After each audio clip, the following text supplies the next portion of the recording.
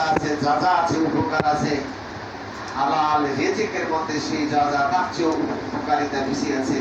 অতএব ফান্তাসিরু ফিল আজ, তোমরা জমিনের বুকে বিচরণ করো ফান্তামুল রিজিক।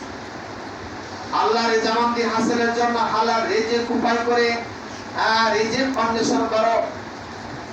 তার মধ্যেও তোমাদের ইবাদত, সেটাও এক প্রকার ইবাদত। অতএব নামাজ পড়া শেষ হয়ে গেলেই তোমরা আল্লাহর জমিন, বিস্তৃত আল্লাহর জমিনে ছড়িয়ে ছিটিয়ে আছে, সেখানে তোমরা অন্বেষণ করো রিজিকের। এই রিজিক অন্বেষণ করা বাদাল ফারিজাতুল আসবাল কর, যে ফরজ ইবাদতের পরে আরেকটি ফরজ ইবাদত যেটা উপস্থিত হয়, এসে যায়, সেটা হচ্ছে রিজিক, হালাল রিজিক অন্বেষণ করা। এজন্য আল্লাহ পাক রব্বুল আলামিন তার যতগুলো সাহাবী ছিলেন, নবী আকরাম সাল্লাল্লাহু আলাইহি ওয়াসাল্লামের জামানায় যতগুলো সালেহ লোক ছিলেন, সবাই ছিলেন উপার্জনকারী ব্যক্তি।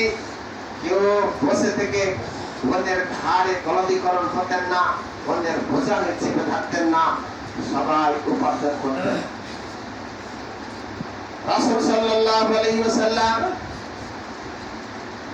যখন 15 বছর বয়সে উপস্থাপন হলেন, তখন তিনি তার চাচা আবু তালেবের সঙ্গে ব্যবসা বাণিজ্য করতেন, বসে থাকতেন। যদিও তিনি 40 বছর বয়সে নবুয়ত প্রাপ্তি হয়েছেন, তথাপি মহান আল্লাহ পাক রব্বুল ইজ্জাত তাকে নবী বানাবেন, নবী নামে সিলেক্টেড করবেন, নবী হিসেবে নির্বাচন করেছেন। তার জন্মের আগে হযরত আদম আলাইহিস সালাম পৃথিবীতে আসেন নাই, তার আগে মহান আল্লাহ পাক রব্বুল ইজ্জাত রাসূল সাল্লাল্লাহু আলাইহি ওয়াসাল্লামকে নবী বানাবেন, এই মর্মে তিনি সিদ্ধান্ত নিয়েছিলেন, সিলেক্টেড করেছিলেন। অতএব তিনি জন্ম নেওয়ার পর থেকে তার আকীদাই ছিল এই, চুপচাপ বসে থাকতেন না, তিনি গা প্রসারে থাকতেন না, তিনি অবশ্যই পরিশ্রম করতেন।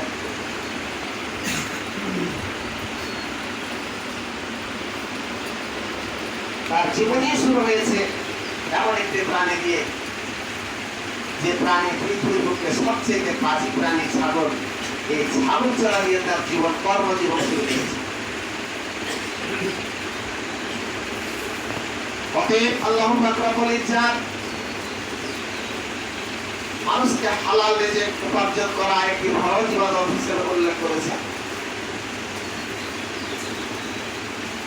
রাসূলুল্লাহ সাল্লাল্লাহু আলাইহি ওয়াসাল্লাম 15 হইতে 25 বছর পর্যন্ত দীর্ঘ 10 বছর যাবত তার চাচার কাজে, কৃষি কাজে, ব্যবসার কাজে তিনি আঞ্জাম দিতেন। যদিও বংশ দিক দিয়ে তার উচ্চ বংশের লোক, কিন্তু অর্থনৈতিক দিক দিয়ে সচ্ছল ছিলেন না, অভাবে জীবন যাপন করতেন। এর জন্য চাচার কাজেও তিনি, কৃষি কাজে, ব্যবসার কাজে তিনি আঞ্জাম দিতেন। চাচা কোনদিন ভাস্তা নিজের ছেলে চাইতে তাকে দুর্ভাগ্যে এরকম করতেন না। বাইরে থেকে কোন জিনিস যদি সে টোপলা করে নিয়ে আসতো, যেমন আমরা নিয়ে আসি, আগে ভাস্তার হাতে দিত, তারপর নিজের ছেলের হাতে দিত। এমনকি দেখা যায় যে হযরত আলীকে কোলায় নিয়ে আল্লাহর রাস্তায় আবু তালেব বসেছিলেন, ছোট বাচ্চা, দেখতেছে ওখানে হযরত মুহাম্মদ সাল্লাল্লাহু আলাইহি সাল্লাম তখন রহমানি আসতেছে, নিজের বাচ্চাটাকে আলীকে বসায় দিয়ে হযরত মুহাম্মদকে করে নিতেন।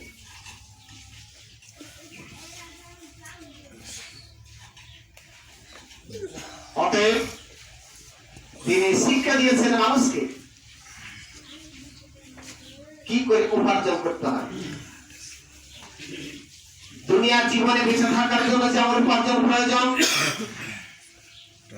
সবচেয়ে উপার্জন প্রয়োজন হচ্ছে পরকালের উপার্জন। এই জন্য আল্লাহ পাক রব্বুল আলামিন বলেন, ইয়া আইয়ুহাল্লাযীনা আমানু আনফিকু মিম্মা রাযাকনাকুম মিন ক্বাবলু আন ইয়াতিয়াউমুন লা বাইয়ুন ফীহি ওয়ালা খুল্লাতুন ওয়ালা সাফাতুন ওয়ালিল কাফিরিনা হুমুজ জালিমুন। অতীব গুরুত্বপূর্ণ ব্যাপার হচ্ছে আমরা নিজের নাফসকে, নিজের পরিবার পরিজনকে বাঁচার জন্য অক্লান্ত পরিশ্রম করি, আর বলি যে আমাদের সময় নাই, সময় নাই, খুব ব্যস্ত, খুব ব্যস্ত। এত ব্যস্ততার মধ্যে এত পরিশ্রম করি, কিন্তু মহান আল্লাহ পাক রব্বুল আলামিন বলছেন না, এই ব্যস্ততা তোমাদের তখনই সার্থক হবে, এই পরিশ্রম তোমাদের তখনই সার্থক হবে যখন তোমার নাফসের জন্য, তোমার নিজের জন্য, তোমার ব্যক্তিগত জীবনের জন্য যে সম্পদের ভাগ তোমার পরিবার পরিজন নিবে না, যে সম্পদের ভাগ তোমার ছেলে মেয়ে নিবে না, যে সম্পদের অধিকারী তোমাদের কেউ হবে না, এই সম্পদ যখন তুমি তোমার জন্য তোমার রিজার্ভ ব্যাংকে জমা রাখবে, তখন বুঝবে না তুমি কল্যাণকামী একজন ব্যক্তি, তুমি একজন সুচতুর ব্যক্তি। ফাতাবিল ইয়াউলিল আলবাব, উপদেশ তাদের জন্য, জ্ঞান তাদেরই জন্য। এই জন্য মহান আল্লাহ পাক বলেন, আনফিকু মিম্মা রাযাকনাকুম মিন ক্বাবলা আন ইয়াতিয়াউমুন, তোমরা ব্যয় করো, ইনফেক্ট করো, খরচ করো ওই দিনটা আসার পূর্বে। মিন ক্বাবলা আন ইয়াতিয়াউমুন, সেই দিনটি আসার পূর্বে, সেই দিনে লা বাইয়ুন ফিহা, সেদিন কোনো বেচা বিক্রি চলবে না, সেদিন কাউকে দান করা যাবে না, বদল করা যাবে না, কাউকে যাচা দেওয়া যাবে না, কাউকে উপকার করা যাবে না, কোনো বদল করাও যাবে না। লা বাইয়ুন ফিহা ওয়ালা খুল্লাতুন ওয়ালা সাফাতুন, সেদিন কোনো ভাইয়াচারি থাকবে না, কোনো বন্ধুত্ব থাকবে না। যে আমি উপার্জন না করলে কি হবে, আমার অনেক ক্লাসমেট আছে, আমার অনেক বন্ধু আছে, আমার অনেক আত্মীয় স্বজন আছে, তারা আমাকে সহযোগিতা করবে। এই জন্য এই সাথে আগাতে আল্লাহ পাক আগে বলে দিয়েছেন, লা বাইয়ুন ফিহা ওয়ালা খুল্লাতুন ওয়ালা সাফাতুন, না, সেদিন এমন একটা দিন যেদিন তোমাদের বেচা বিক্রি চলবে, কোনো বিক্রি চলবে, কিনাও চলবে না, বিক্রিও চলবে। সেদিনকে তোমাকে কেউ সুপারিশ করবে, সুপারিশকারী থাকতে পারে তোমার ডজন ডজন সন্তান, কিন্তু না, তোমার সন্তান সেদিন তোমার কোনো কাজে লাগবে না। লা সাফাতুন, কোনো সুপারিশ করবে না। যত হাফেজ বানান, হাজি বানান, আলেম বানান, কি বানান বানান, আপনার পুঁজি যদি ফাঁকা থাকে, আপনার উপার্জন যদি জিরো থাকে, তাও আপনার জিরোকে আপনার সন্তান, আপনার পরিবার পরিজন কোন হিরো বানাইতে পারবে না। এর জন্য আগে আল্লাহ পাক আয়াত দিয়ে আমাদেরকে সতর্ক করেছেন, লা বাইয়ুন ফিহা ওয়ালা সাফাতুন ওয়ালা খুল্লাতুন, সেদিন কোনো ভাইয়াচারি থাকবে না, কোনো বন্ধুত্ব থাকবে না, আপনার সেদিন কোনো সুপারিশকারীও থাকবে না, কাজে লাগবে না, থাকবে কাজে লাগবে।